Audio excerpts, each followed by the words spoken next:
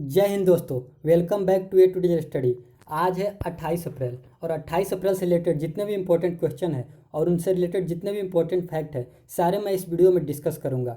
तो आप वीडियो को लास्ट तक देखिएगा। लास्ट में मैं आपसे क्वेश्चन भी पूछूंगा और अगर आपके पास कोई स्टडी रिलेटेड ग्रुप हो, व्हाट्सअप ग्रुप या फेसबुक ग्रुप, तो ये वीडियो देखने के बाद आप उसमें ज़रूर शेयर कीजिएगा।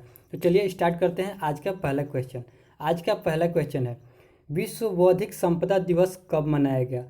तो ये इस बार विश्व बौद्धिक संपदा दिवस 26 अप्रैल को मनाया गया। अब ये मनाता कौन है? तो ये मनाता है WIPO। इसका फुल फॉर्म होता है वर्ल्ड इंटेलेक्चुअल प्रॉपर्टी ऑर्गेनाइजेशन। अब ये मनाया क्यों जाता है? तो ये मनाया जाता है विश्व भर में इन्वेंशन और क्रिएटिविटी यानी कि आविष्कार और रचनात्मकता को बढ़ावा देने के लिए। इसकी इस बार की थीम क्या है? तो इस बार की इसकी थीम है innovation for a green future. Theme भी आपको याद करना है। अब बात करते हैं अदर ऑप्शन की। अदर ऑप्शन क्या है?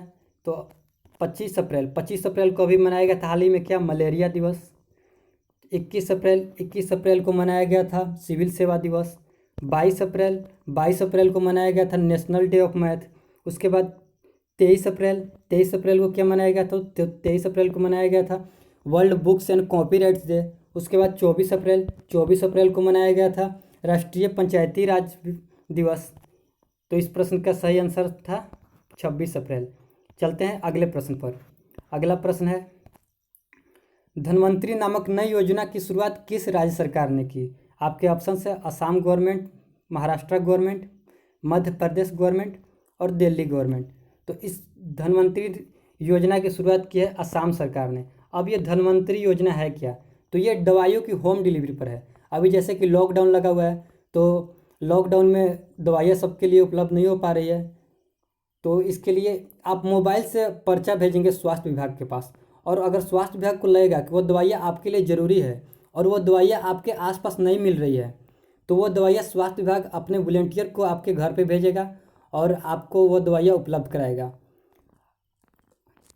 अब बात यहाँ पर असम गवर्नमेंट की है। तो असम के मुख्यमंत्री कौन है? सर्बानंद सोनोवाल। असम के राज्यपाल कौन है? जगदीश मुखी। और असम का एक नेशनल पार्क इम्पोर्टेंट है, वो है काजीरंगा नेशनल पार्क। यह एक सींग वाले गेंडे के लिए इम्पोर्टेंट है। अब चलते हैं अगले प्रश्न की ओर। अगला प्रश्न है, हाल ही में किसने क्रिकेट से संन्यास लिया? आपके ऑप्शन है हरमनप्रीत कौर, डेनियल वाइट, सना मीर, पूनम यादव। तो अभी सना मीर ये पाकिस्तान की खिलाड़ी है, पाकिस्तान महिला क्रिकेट टीम की कप्तान रह चुकी है। इन्होंने अभी संन्यास लिया है। तो ये सना मीर ये पाकिस्तान के लिए टोटल 226 मैचेज खेली है और ये 2009 से लेकर 2017 तक पाकिस्तान की कैप्टन भी थी, और ये कैप्टन रहते हुए पाकिस्तान के लिए 137 मैच खेले हैं। अब बात करते हैं अदर ऑप्शन की। हरमनप्रीत कौर, इन्हें सब जानते हैं, ये भारतीय महिला क्रिकेट टीम की कैप्टन है। डेनियल वाइट ये इंग्लैंड की बैट्समैन है। पूनम यादव ये भारत की लेग स्पिनर है। चलते हैं अगले प्रश्न पर। अगला प्रश्न है, ये हैं सना मीर, पाकिस्तान की, इन्होंने अभी संन्यास लिया। अगला प्रश्न है, कोविड-19 मरीजों की सेवा के लिए कर्मी नामक एक रोबोट को कहाँ तैनात किया गया? तो अभी कोविड-19 मरीजों की सेवा के लिए केरला के एर्नाकुलम के एक सरकारी अस्पताल में ये कर्मी बोट नामक एक रोबोट को तैनात किया गया। ये है कि वहाँ पर कोविड-19 की वजह से जो लोग आइसोलेशन में हैं उनको ये मदद प्रदान करेगा, उनकी सेवा के लिए ये रोबोट बनाया गया है। अब ये रोबोट की खासियत क्या है? तो ये 25 किलो तक के वेट को लेकर के 1 मीटर पर सेकेंड की वेग से ये चल सकता है। चलते हैं अगले प्रश्न पर। अगला प्रश्न, उससे पहले केरल के बारे में मैं आपको बता दूं कि केरल के अभी सीएम कौन है? तो केरल के अभी सीएम है पिनरई विजयन। यहाँ के राज्यपाल हैं आरिफ मोहम्मद खान। यहाँ की कैपिटल है तिरुवनंतपुरम। चलते हैं अगले प्रश्न पर। ये है वो रोबोट कर्मी बोट। अगला प्रश्न है, अब प्रश्न है, विच स्टेट है decided to ban the public gathering till June 30, 2020? 30 जून 2020 तक कौन सा राज्य पब्लिक गैदरिंग को रोक दिया है? यानी कि अब उस राज्य में लोग एक जगह इकट्ठा नहीं हो पाएंगे 30 जून 2020 तक। तो अभी उत्तर प्रदेश के योगी आदित्यनाथ मुख्यमंत्री ने 11 समितियों की बैठक की है और उसके बाद उन्होंने निर्णय लिया कि अब 30 जून 2020 तक किसी भी सार्वजनिक सभा की अनुमति नहीं होगी। ये ये उनका निर्णय कोविड-19 को मद्देनज़र रखते हुए लिया गया है। अब बात उत्तर प्रदेश की आती है, तो कई दिनों से उत्तर प्रदेश चर्चा में है और मैं आपको कई दिनों से उत्तर प्रदेश के बारे में बताते आ रहा हूँ। तो एक बार फिर से बता दे रहा हूँ, उत्तर प्रदेश के सीएम है योगी आदित्यनाथ, उत्तर प्रदेश की राज्यपाल है आनंदीबेन पटेल, उत्तर प्रदेश की कैपिटल है लखनऊ और लखनऊ गोमती नदी किनारे बसा हुआ है। अब आगे चलते हैं अगले प्रश्न पर।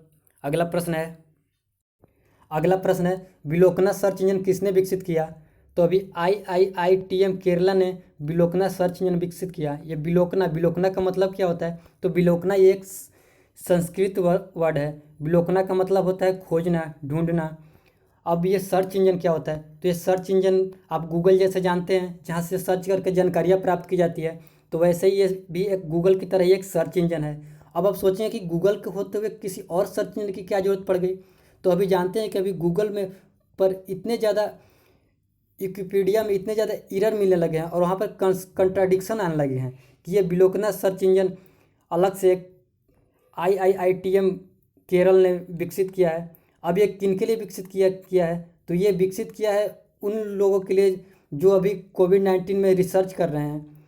अभी जितने भी रिसर्चविद हैं वो अभी कोविड-19 के बारे में रिसर्च करें तो उनको एक सटीक जानकारी मिले और वे अपनी जानकारी आपस में शेयर कर पाए इस पर, तो उनके लिए ये सर्च इंजन विकसित किया गया है। अब जानते हैं कि IIITM क्या है? तो ये IIITM का फुल फॉर्म होता है Indian institution of information technology and management.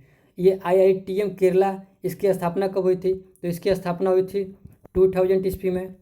इसके अभी वर्तमान में निर्देशक हैं साजी गोपीनाथ।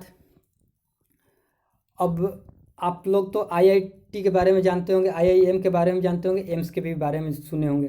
तो चलते हैं अब अगले प्रश्न पर। अगला प्रश्न है किस देश ने नाबालिगों द्वारा किए गए अपराधों के लिए मौत की सज़ा को समाप्त कर दिया? तो अभी जानते हैं कि सऊदी अरबिया एक ऐसा देश है, दुनिया में सबसे ज़्यादा कठोर कानून वहीं का है, तो उसी ने ये अभी समाप्त किया है। अभी पिछले साल तक तो वहाँ पर महिलाओं को अकेले अपनी पर्सनल गाड़ी में भी घूमना या ड्राइविंग करना भी मना था, वहाँ पर जुल्म की तरह देखा जाता था। लेकिन अब वहाँ पर एक तरह से वहाँ पर विकास आ रहा है। विकास तो वहाँ पर पहले से है, बोल सकते हैं एक तरह से वहाँ पर जागरूकता आ रहा है, वहाँ पर लोगों में इंसानियत जाग रही है महिलाओं के प्रति। और अभी हाल ही में वहाँ पर नाबालिगों द्वारा किए गए अपराधों के लिए मौत की सज़ा को भी रोक दिया गया, और नहीं सिर्फ मौत की सज़ा को समाप्त किया गया बल्कि उनके लिए आजीवन कारावास भी नहीं हो सकता। 10 साल से ज़्यादा कि उनको आप किसी भी जुर्म के लिए सज़ा नहीं दे सकते वहाँ के नाबालिगों को। अब बात करते हैं सऊदी अरबिया की। तो सऊदी अरबिया के अभी किंग कौन है? तो सऊदी अरबिया के अभी किंग है सलमान बिन अब्दुल अजीज़ अल सईद। ये हैं वो सऊदी अरबिया के किंग सलमान बिन अब्दुल अजीज़ अल सईद सऊद। सऊदी अरबिया की कैपिटल है रियाद और इसकी मुद्रा है रियाल। चलते हैं अगले प्रश्न पर। अगला प्रश्न है देवानंद कुंवर का निधन हो गया, ये कौन थे? फिल्म अभिनेता थे या फिल्म डायरेक्टर थे या राजनीतिक थे या पत्रकार थे? तो ये राजनीतिज्ञ थे। ये पहले बिहार के और बंगाल के राज्यपाल भी रह चुके हैं और इनका अभी हाल ही में निधन हुआ है। ये कांग्रेस के नेता भी थे पहले। चलते हैं अगले प्रश्न पर। इसका आंसर हो जाएगा राजनीतिज्ञ। अगला प्रश्न है हाल ही में किसने डेमोक्रेटिक नेशनल पार्टी के CEO की पद से इस्तीफा दिया है? तो अभी सीमा नंदा, ये डेमोक्रेटिक नेशनल पार्टी की CEO के पद से इस्तीफा दिया है। ये डेमोक्रेटिक नेशनल पार्टी क्या है? तो ये अमेरिकन पार्टी है और बराक ओबामा की पार्टी है। ये एक वहाँ पर रिपब्लिकन पार्टी होती है, एक डेमोक्रेटिक पार्टी होती है। रिपब्लिकन पार्टी के डोनाल्ड ट्रंप जो अभी वहाँ के प्रेसिडेंट हैं, और ये डेमोक्रेटिक पार्टी के थे बराक ओबामा जो उनसे पहले प्रेसिडेंट थे। ये सीमा नंदा उस पार्टी की CEO थी और उन्होंने अभी इस्तीफा दिया। अब बात करते हैं अदर ऑप्शन की। तो ये किरण आहूजा, ये कौन है? तो ये भी डेमोक्रेटिक नेशनल पार्टी की हैं। ये जब बराक ओबामा वहाँ के प्रेसिडेंट हैं तो उनके सेक्रेटरिएट में ये एक अच्छे पद पर थी किरण आहूजा। ये प्रीति पटेल कौन है? तो ये ब्रिटेन की होम सेक्रेटरी हैं। अब आप इन तीनों के नाम से देख रहे हो कि ये तीनों भारतीय हैं जो कि विदेशों में, दो ये अमेरिका में और एक ये ब्रिटेन में, ये वहाँ पर अपना नाम कमा रही हैं। ये भारतीय मूल के होते हुए भी दूसरे देशों में इतने बड़े पद पर पहुँच गई हैं। अब बात चौथा ऑप्शन है मेलेनिया ट्रंप, ये कौन है? तो ये डोनाल्ड ट्रंप की वाइफ हैं। चलते हैं अगले प्रश्न पर। ये हैं वो सीमानंदा प्रश्न था। अब चलते हैं कल के प्रश्न का, जिन्होंने सही आंसर दिया उनका नाम एक बार मैं बता दे रहा हूँ। जिन जिन लोगों ने कल के प्रश्न का सही आंसर दिया था, तो उनका नाम है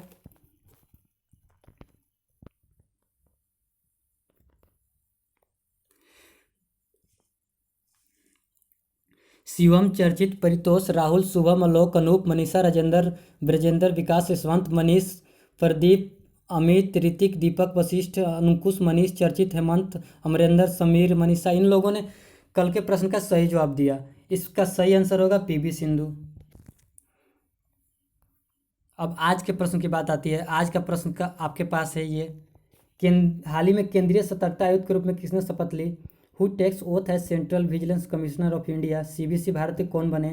इसका जवाब आपको कमेंट में देना है। अगर आप सही जवाब देते हैं तो आपका नाम कल के सेशन में लिया जाएगा।